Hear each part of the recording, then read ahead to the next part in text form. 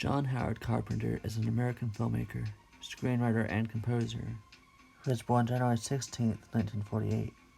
He began working behind the camera long before high school, and before his name was recognized from film lovers everywhere, where he eventually attended Western Kentucky University. He also joined the School of the Arts and worked with cinematography in 1968, but then dropped out to work on his first feature film. Within the production of the film, he worked with girlfriend and co-writer-producer Deborah Hill on one of his most popular titles, which at first had an entirely different name, The Babysitter Murders. It wasn't long before that he worked on an 8-minute short film called Captain Voyeur that had a lot of similarities to the 1978 classic. John Carpenter is always passionate about filmmaking, even throughout his childhood, being drawn to westerns and 1950s indie horror films. His most common genre of his filmmaking are horror, but he didn't just limit himself to just one.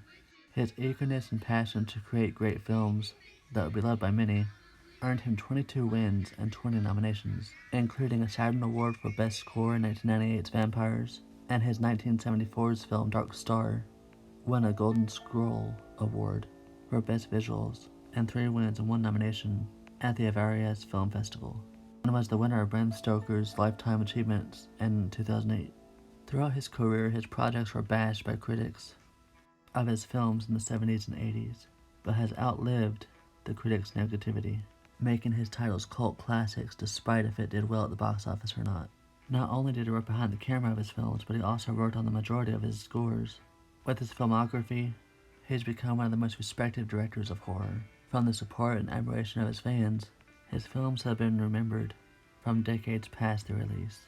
It's become a stepping stone for films to come after. His work is clearly his life, who will always be praised and remembered through his skillfully crafted films. And by playing the role of a father, his films will continue to shape us and the audiences of fans, old and new, from the past generations to the next.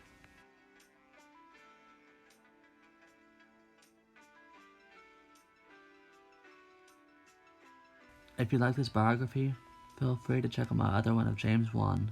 I'll leave a link in the description below.